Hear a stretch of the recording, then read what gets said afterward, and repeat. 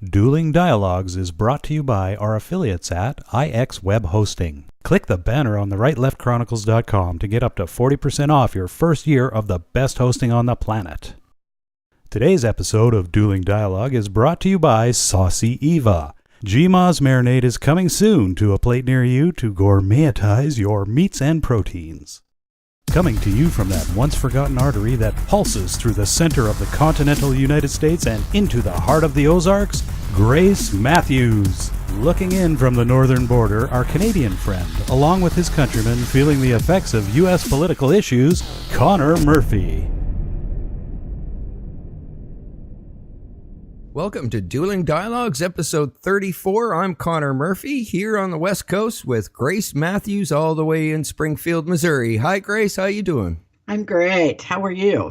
Good, considering it's very stormy here. Absolutely. You guys are going to get it. You're going to get whopped. Yeah, I think Washington's going to get it as well. They're calling for snow now, which rarely happens out here. Brr. But yeah, it's sideways rain today, so that's the weather of the day. Now, today we've got a lot to talk about, and one of the things we promised yesterday was to cover the Senate Judiciary Committee Crime and Terrorism Subcommittee on the Russian ads. So exactly. Yeah, and you know what? I watched the whole thing, and I had a much different take on it than anybody else out there or any other media. I'm not sure why that is.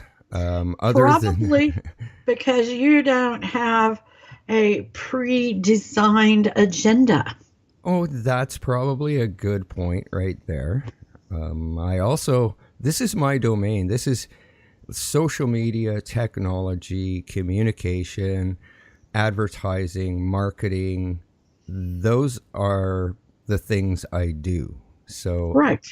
I have a pretty deep understanding of how the social media platforms work, and Facebook and Twitter and Google search engines, or, well, I wouldn't be very good at what I do. So I found most of this quite entertaining, as a matter of fact.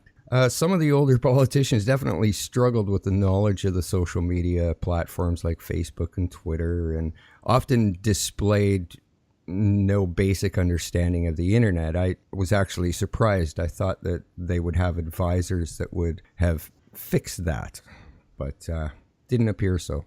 So the lawyers made it clear from their opening statements and answering a few of the first questions that the internet is global and has no borders, despite the fact that they are U.S. corporations. So yet the questions revisited this over and over again. So is this how... So this could also happen with North Korea and not just Russia paying for political ads? These were just really not good questions. Yes, of course it could happen with any country.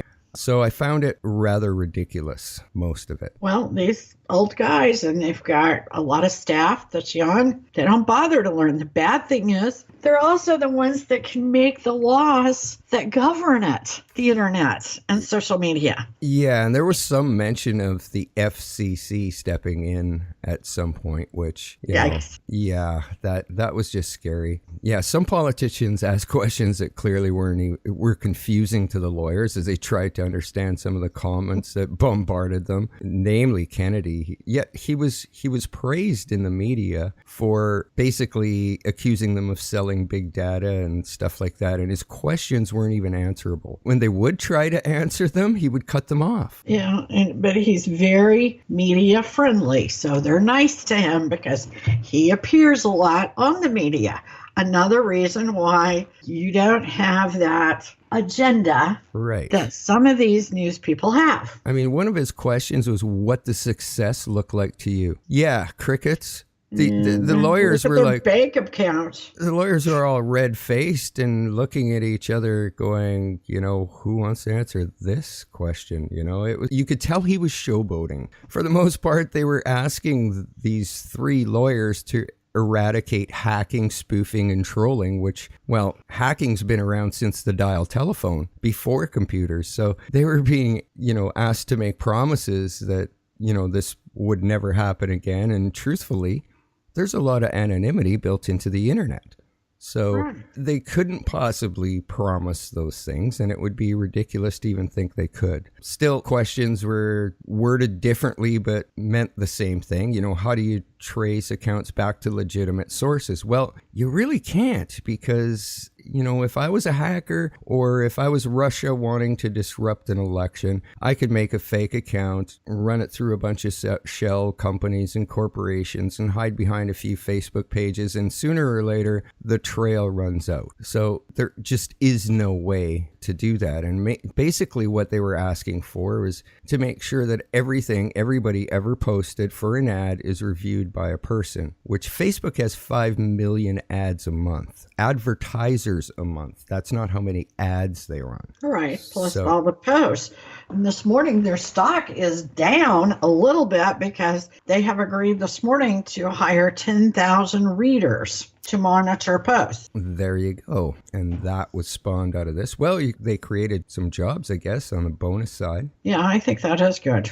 Personally, I think that's the best thing that came out of the meeting. Yeah. So to make this more clear, the internet was built on a bit of anonymity. You need an IP address, which is a set of numbers to get on the internet. And then your networking device has a MAC address on this. But hackers can easily spoof that. They run through a virtual private network. You can't say, oh, nobody can use a virtual private network, because every business pretty much has one. So you can't deal with the problem from that aspect. So true identities are really hidden, and anybody could really do that without trying too hard. So there was a few politicians that did seem to know social media and the technology. There's Sasse and Miss Klobuchar were a few of them. Also Ted Cruz. Now, Ted Cruz got crucified in the media because they said that he kind of spun another side that wasn't connected to this. So some of the ads that were showed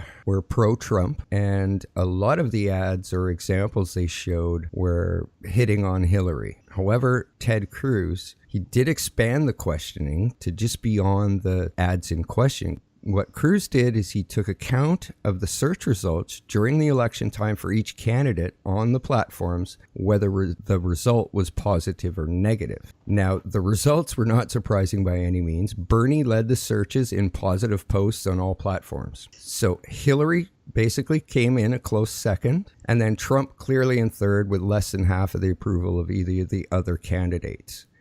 So Cruz's motive was basically calling to the attention to the three technology giants on throttling and manipulating the search results to favor their own political views and agendas. And of course, this was outside the scope for the lawyers to comment on, really, but an extremely valid question when it comes to the big data being manipulated by huge corporations in order to favor their own personal agendas. And it was all one-sided. It was definitely, you could pick the Democrats out of the crowd for sure. Oh, sure. So, you know, Cruz took a couple hits in the media, but actually it was very valid. And it came up one other time when the Twitter lawyer was being questioned on a particular tweet that had an American actor holding a sign up saying that you could vote via text. So vote Hillary, text this number.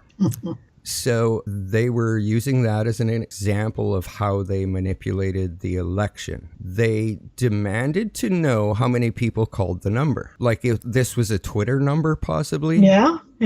How would Twitter possibly know? Yeah. It's not their number, but they were getting hit on. And finally, the lawyer came back with, well, actually, we did a study of that post. And that particular post about the voting through text actually had 8 times the amount of people called bullshit on it than said it was real or started sharing it. So they got 8 times exposure saying that it was wrong. Right. So can you see where I'm going here? Absolutely.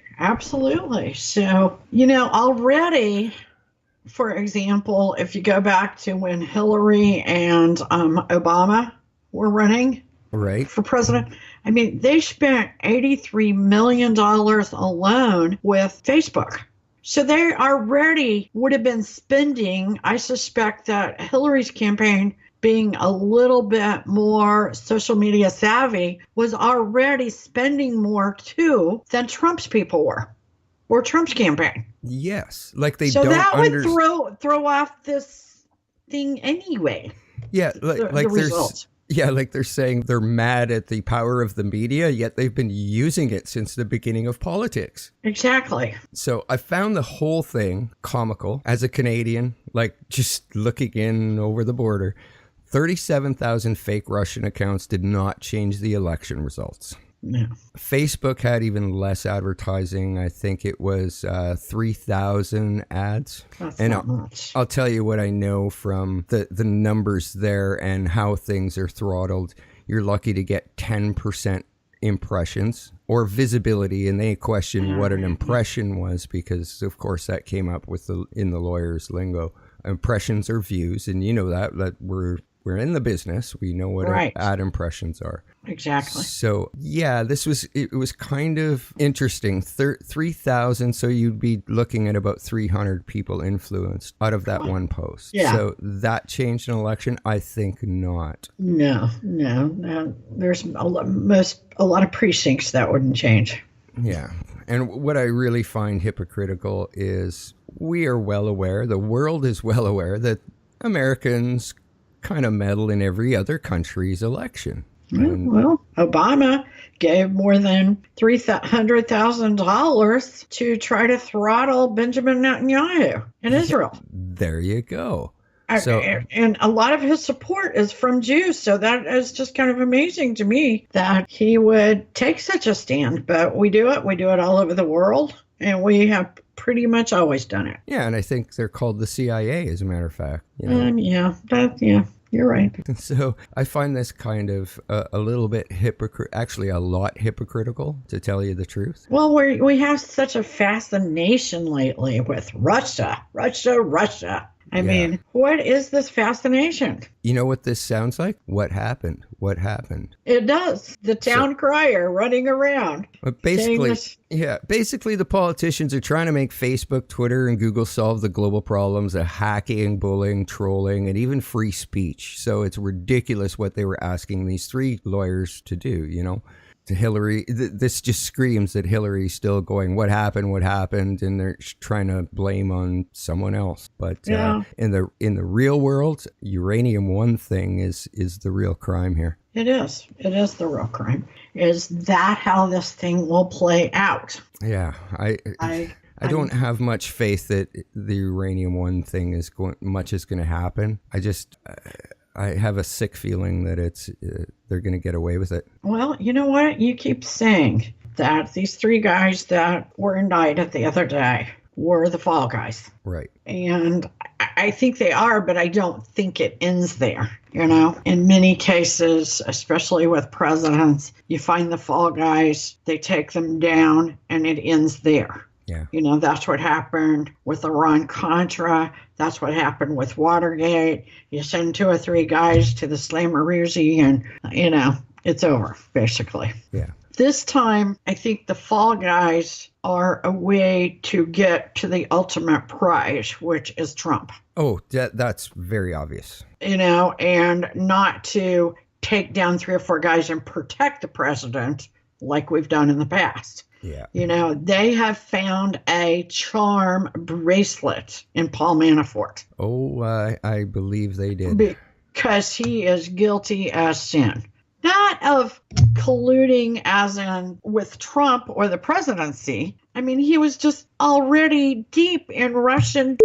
Yeah, he's got smeared all over him. Exactly. I mean, Mueller released some more papers or unsealed them from his investigation. And evidence suggests Manafort was deeply involved in the Russian Mafia. He used a company called Lucical Consultants Limited to wire millions of dollars into the United States. This was according to the Daily Beast. In return, the Cyprus company received millions from a businessman and a Ukrainian who's also a Ukrainian parliamentarian. This led and connected all of the above to Semyon Migalovich, He is so-called the most dangerous man on the planet. The crimes committed by his group and connections to this group leave nothing to the imagination. Murder, weapons, prostitution. It's terrible. And this is probably one of the most fascinating things about all of this. A Brooklyn neighborhood blogger basically broke this. Wow. This money laundering scheme, or one of them, I suspect there's others, on Paul Manafort. There was a brownstone apartment in the neighborhood that actually her name was Kelly. I don't know whether it's a male Kelly or a female. So anyway, she was trying to find out about it because it was somewhat dilapidated. There was some construction trash and she wanted it cleaned up. And of course, her job as the neighborhood blogger is to investigate and see. Well, she discovered that Manafort owned it. And one thing led to another, and this was back in February. Ultimately, Mueller and his crew gets it, and that broke part of the money laundering scheme because he buys just properties, and does nothing with them. So we can add slumlord to the list of charges. He certainly, this happened right after the fallout around here of 2008, the housing bubble burst. And there's people that would go around and just buy these properties and do nothing with them. Don't fix them up, don't rent them. They just sat there. And just now they're starting to unload some of them. But this is what they do, because if you fix them up, if you rent them, you kind of are drawing attention to it, number one. Number two, you're bringing in more money. Yeah. And that's something you don't want to do. Manafort, it just goes on and on. He had 3 passports. He traveled under a fake name sometimes, and the contact information was faked. I can't wait for the book and the movie. First, it's got to finish playing out here. But a lot of that money laundering of the properties, has been going on for a long time, and a lot of people are guilty of it. And I will tell you that in the tax cuts, I'm not sure we have time to go into that today, they put a provision in there that's going to cut those guys off at the knees. Oh. And I noticed that. So I don't know. Which do we want to do next, Connor? Tax cuts or the news? Let's do tax cuts. Okay. I'll go through it pretty quickly. The tax cuts will lower corporate rates to 20%. Trump was hoping for 15. That would put us below anyone on the planet. But 20% certainly puts us in a much better place than the previous 35%. Now, do understand these have not completely passed the Senate yet, so there will be some changes. The 401ks will be unchanged, so will the IRAs. First $24,000 for a family or an individual will not be taxed. Okay. Individual deductions will double. People will be able to deduct their mortgage interest on an existing loan. But new loans, that's where they're going to cut these launderers off, will max out at $500,000. So you can't go do several loans and deduct the mortgage payments. I see. Okay, they will repeal the alternative tax credit. I don't know a lot about that, but state and local property tax deductions can be deducted up to $10,000. No state tax deductions. That absolutely whops me. I don't know how I can come out ahead on this because state deduction is the most important deduction I take. I got to seriously look about moving to Florida. There will be a new family tax credit. They have not announced that amount yet. Repatriation is going to be 12% for cash, 5% on illiquid assets. The market had hoped for 0. Okay. The tax brackets will be 12%, 25%, 35%, and 39.6%. This allows for immediate expensing of new business equipment.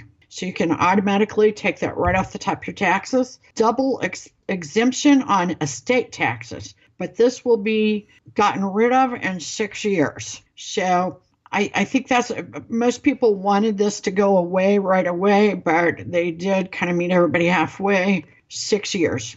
And that's gone. So tell everybody to keep living for another 6 years. Small businesses can write off business loans now. immediately. They don't have to amateurize them, it doesn't sound like.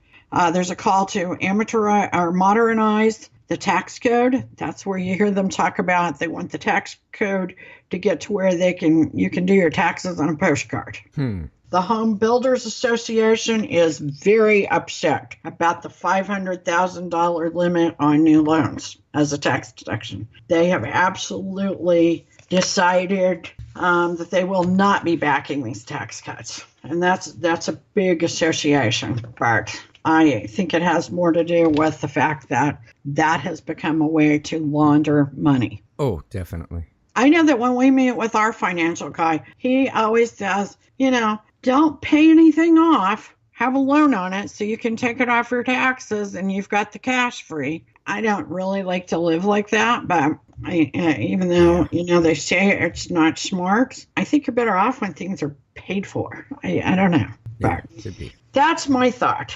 Okay. Sinclair has had a change of heart. They are no longer interested in hiring Bill O'Reilly. Surprise, surprise. A Walmart shooting took place last night. 2 people are dead, 1 injured. The suspect is now in police custody. Tesla is hurting for money. No surprise there. No. 6 months ago, that was the prediction. Investors are starting to abandon Elon Musk's prized venture. That's sad. It is sad in a way. I'm kind of a GM girl, so. Yeah, I think he's outpriced himself in the market. He has, and, I also don't know what good he did himself when he came out and, laid all of his psychological issues on the table, because I watch the stock market. I've seen it do nothing but drop.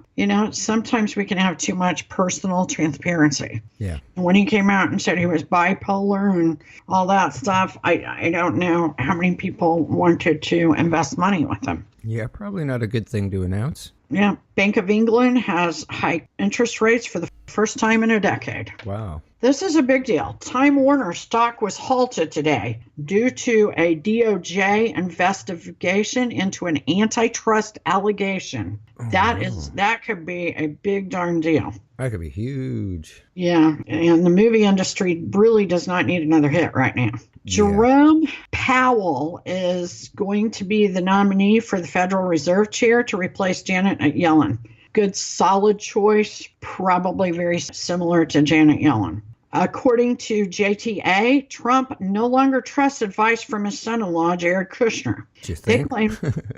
They claim, I believe this, that Jared bad advice has given birth to the Russian investigation. Perhaps Steve Bannon should have stuck it around. It seemed like he was maybe giving Trump a little bit better advice than his son-in-law. Yeah. We still have some sexual harassment just coming in faster than we can type. 6 women have accused filmmaker Brett Ratner of sexual misconduct. Ratner is known for Rush Hour and X-Men: The Last Stand. Some of the accusations were very graphic, even too graphic for us here to talk about. So that's bad. Yeah, that's not surprising still. I hate to say it. No. Not surprising. Yeah. And beloved Dustin Hoffman now stands accused of sexual harassment by TV producer Wendy Riss Gatsiounis. I don't know. The incident took place in 1991. She was 19 years old. A second woman this morning has come forward with a similar report. Anna Graham Hunter said Hoffman harassed her in 1985 when she was 17. You've got to dust those things off a little bit. Kevin Spacey reportedly made unwanted sexual advances towards a man at a party 30 years ago. Nevertheless, he did apologize. And Jeremy Piven, formerly of Entourage, has been accused of groping Ariane Bellamar. What can I say? Being accused is starting to take on a trendy aspect in Hollywood. Has me wondering how to interpret it. These people just accuse, the other guy says, I'm sorry, and couple of people lose their jobs, and I don't know how far back you should go, Yeah, it's just ridiculous. Why didn't they say this 30 years ago? That's what I don't understand. You've got to be, more empowered. Don't be anybody's victim. Nobody's victim. Hashtag nobody's victim. That's starting to take hold. At the opening of the Chicago-based Obama Foundation, Michelle Obama struck out at men. She said men are entitled and self-righteous, and women are probably the enablers. Barack must have her off. Yeah, that's what I'm wondering. And, maybe she might not need to air her dirty laundry. I don't know. Obama said that he and Michelle will no longer do selfies. Okay. That's being kind of an ass, don't you think? Yeah. But this is the most perplexing. The Obama library will be a public, not a presidential library. How weird is that? What do you think they're hiding? They don't want to release the presidential documents? Oh, yeah. That is very, very fishy. Another false flag. Wow, we're getting like a false flag a day, minimum. Oh my gosh, yeah. The terrorist that plowed down nearly 20 people, killing 8, asked police for the ISIS flag to be hung in his hospital room. Wow, that's ballsy. Thank God they said no. Trump announces something you predicted last week, a return to Made in America. It will once again be respected around the globe. Trump also says that the reduction of corporate tax will bring biz back home. And he introduced Broadcom Semiconductor will return with a headquarters in the United States. Now we end on a good note. Okay. Walmart will boost holiday sales with more than 24,000 store parties. I just can't wait till my honey says, put on that little black dress and let's go to the Walmart party, baby. I mean, how desperate are you? Oh, my. That was the big news to investors this morning. Well, we're going to throw a party. We're going to throw 12,000 parties. Is that for people that don't have friends? I guess so. Why would anybody want to? Sorry. Yeah. Yeah. I can't even imagine saying, oh my gosh, can you believe tonight's the night we're going to the Walmart party? Unreal. Yeah. Well, the Houston Astros won. Absolutely. And that was great. Their first World Series win. And, that's great. After the hurricane, it's just a little bit of icing on the cake. You bet. I agree with you there. We can definitely agree on that, but we don't always agree. Life's a journey, and we're all in this together. Remember, do not become a victim. Hashtag nobody's victim. Thanks for listening. Godspeed, Connor, and Godspeed to all of our listeners out there. Godspeed, Grace, and thanks for listening. We'll see you guys next week.